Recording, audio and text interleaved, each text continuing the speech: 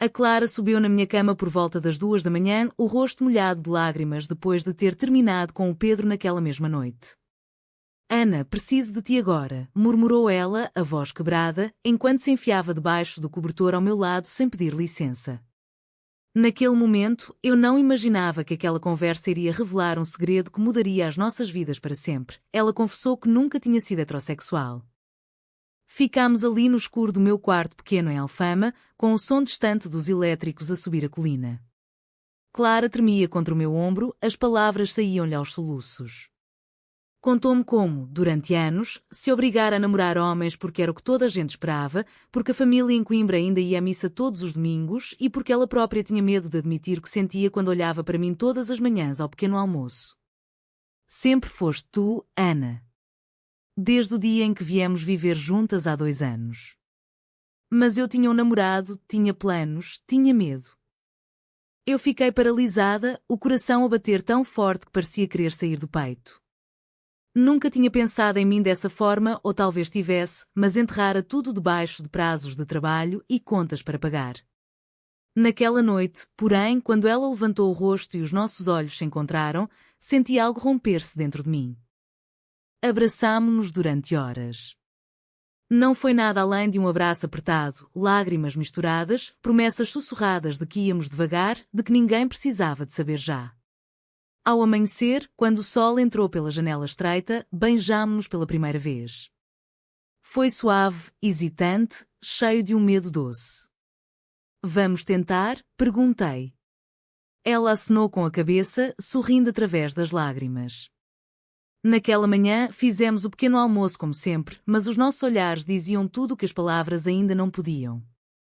O segredo começou ali, leve como uma brisa de primavera sobre o Tejo. Durante os dias seguintes, vivemos num mundo só nosso dentro daquele apartamento antigo. Eu trabalhava na agência de marketing no Chiado, ela como designer freelance. À noite, depois de fecharmos a porta, o mundo lá fora desaparecia. Falávamos até tarde, ríamos de coisas pequenas, descobríamos que os nossos silêncios se completavam. Mas o Pedro não desapareceu. Telefonava-lhe a toda a hora, deixava mensagens longas na caixa de voz, aparecia à porta do prédio a implorar-me explicação. Clara não lhe contou a verdade toda, só disse que precisava de espaço. Eu via o medo nos olhos dela cada vez que o nome dele aparecia no ecrã. Ainda assim, acreditávamos que conseguiríamos manter tudo escondido. O outono chegou a Lisboa com chuvas finas e folhas amarelas a cobrir as calçadas de pedra. A nossa relação crescia em silêncio, mas cada dia trazia mais intimidade. Uma noite, depois de um dia exaustivo na agência onde eu lutava por uma campanha grande para uma marca de vinho do Douro, cheguei a casa e encontrei Clara a cozinhar bacalhau à Brás. O aroma enchia o apartamento. Beijámo-nos na cozinha, rimos baixinho quando o vizinho do lado bateu na parede. Temos de ter cuidado, sussurrou ela, mas o sorriso traía a felicidade.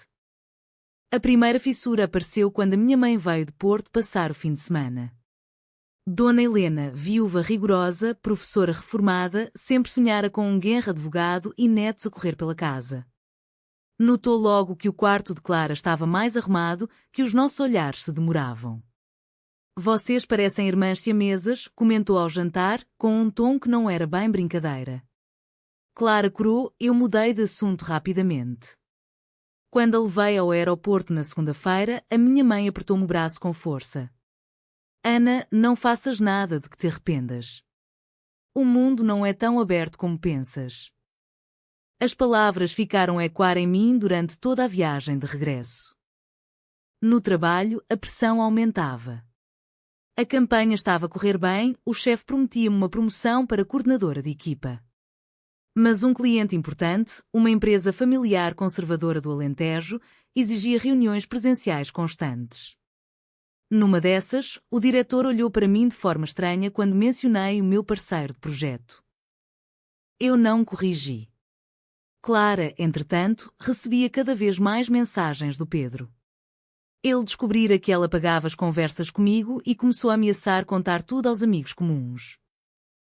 Ainda assim, continuávamos a construir o nosso pequeno castelo. Fomos passear a Sintra num sábado chuvoso, de mãos dadas por caminhos escondidos, rimos como adolescentes. Na volta, no comboio, ela encostou a cabeça no meu ombro e murmurou: "Nunca fui tão feliz." Eu acreditei. Mas o destino não deixa as coisas simples. Uma tarde, Clara recebeu uma chamada da polícia. O Pedro tinha bebido demais e provocara um acidente menor na A2, mas o pior foi que, no hospital, delirando, dissera aos paramédicos que a namorada lésbica o abandonara. Alguém gravou. O vídeo curto começou a circular em grupos do WhatsApp de antigos colegas da faculdade. Ainda não era público, mas o rumor já chegava aos nossos círculos. Clara chegou a casa pálida, tremendo. "Ana, o que vamos fazer?" Abracei-a forte, mas pela primeira vez senti o chão a tremer debaixo dos nossos pés. O rumor transformou-se em tempestade numa semana. Alguém postou o vídeo no Twitter com a legenda "Ex-namorada de Pedro, agora com mulher em Lisboa." As partilhas multiplicaram-se. No dia seguinte, entrei na agência e senti os olhares. O chefe chamou-me ao gabinete. "Ana, há comentários no LinkedIn sobre ti.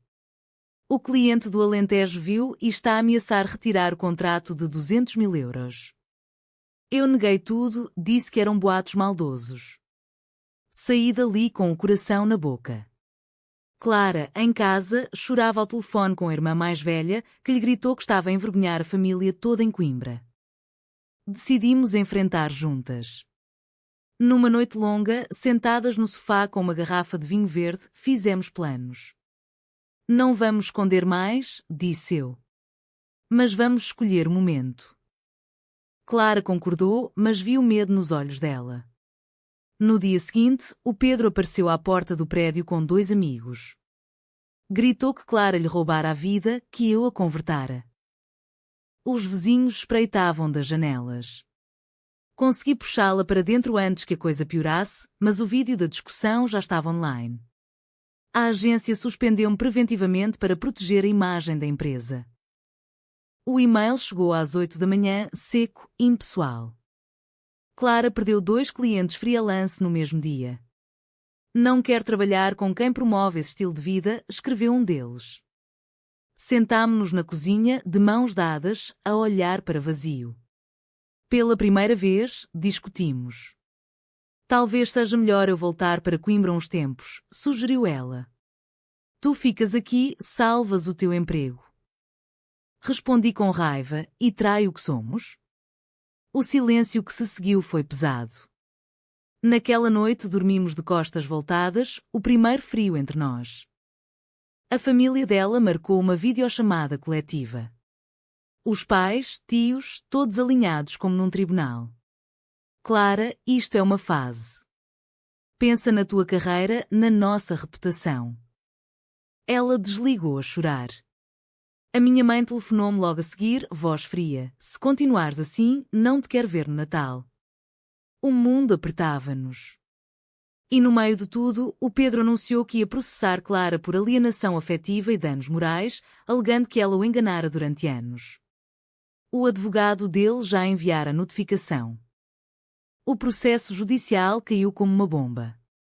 Os jornais locais de Lisboa começaram a ligar.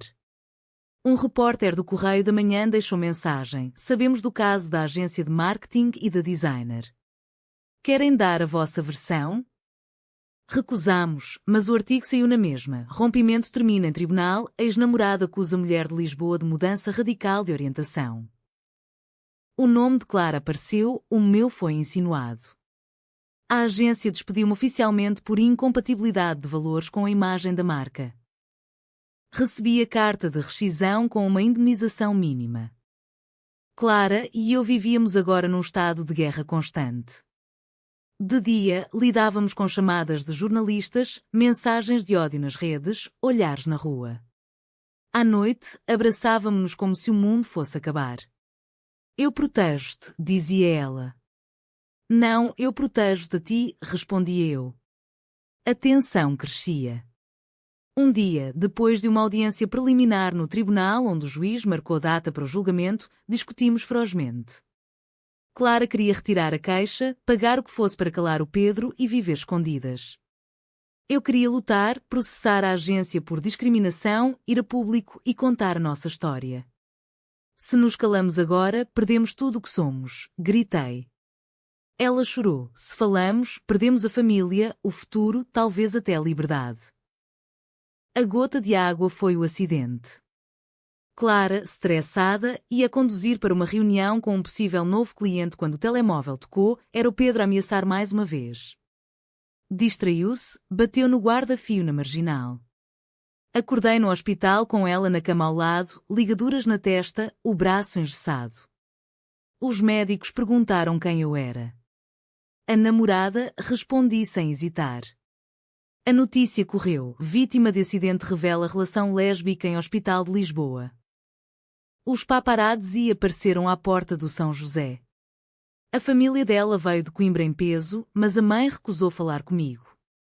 Isto é culpa tua, disse-me o pai dela no corredor. Naquele quarto de hospital, com o cheiro a desinfetante e o bip dos monitores, tomámos a decisão mais difícil. Vamos processar a agência, disse eu. Clara apertou-me a mão e acenou. Juntas? O julgamento contra a agência começou num tribunal cheio de jornalistas. Eu testemunhei primeiro, voz firme apesar do tremor nas mãos.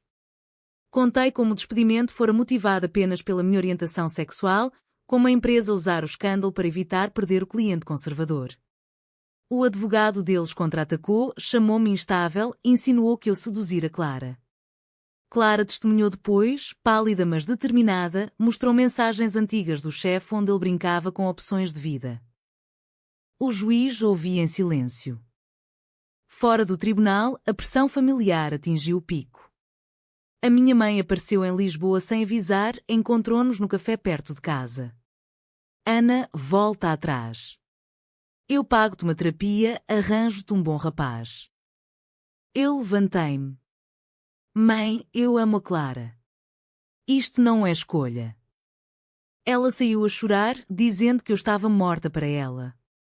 A família de Clara cortou o apoio financeiro que dava para o apartamento. Tivemos de arranjar dinheiro depressa. Clara aceitou um trabalho mal pago como freelancer para uma revista online progressista, eu comecei a dar aulas particulares de marketing. Entre nós, o amor resistia, mas as discussões eram constantes. Uma noite, depois de mais uma matéria negativa na televisão, Clara disse, talvez fosse melhor se eu voltasse para os homens. Pelo menos ninguém nos perseguia. As palavras doeram como faca. Respondi que se ela quisesse ir embora, a porta estava aberta, mas que eu não ia viver uma mentira. Acabámos a chorar abraçadas, pedindo desculpa. O processo no tribunal contra o Pedro também avançava. Ele exigia 10.000 euros de indemnização. O nosso advogado aconselhou-nos a contraprocessar por difamação. O ponto de viragem foi a manifestação. Um grupo LGBTQ+, de Lisboa organizou uma marcha de apoio às vítimas de discriminação laboral. Fomos. De mãos dadas, caminhámos pela Avenida da Liberdade com centenas de pessoas. Os flashes disparavam, mas pela primeira vez senti orgulho em vez de medo. Naquela noite, em casa, fizemos amor pela primeira vez com total entrega, sem sombras. O veredito saiu numa manhã de junho quente. A agência foi condenada a reintegrar-me com indemnização de 6 meses de salário e a pagar danos morais. O juiz reconheceu discriminação clara. O Pedro perdeu o processo contra Clara e ainda teve de pagar custas. Os jornais titularam Casal lésbico vence batalha judicial em Lisboa. A minha mãe mandou uma mensagem curta, estou orgulhosa, mas preciso de tempo. A família de Clara começou a falar de reconciliação lenta. Voltámos ao apartamento em Alfama, exaustas mas vivas. Perdemos-nos empregos, amigos, parte da família, mas ganhámos uma força que ninguém nos tirava. Hoje, um ano depois, trabalho numa agência menor, mais inclusiva. Clara tem o seu próprio estúdio de design. Continuamos a amar-nos em silêncio público, mas sem medo. No entanto, quando olho para trás, pergunto-me sempre, será verdade que a coragem nos salva ou será mentira porque o preço pago, empregos, famílias, paz, é demasiado alto para a maioria? Diga-me, leitor, o silêncio protege ou destrói o amor verdadeiro?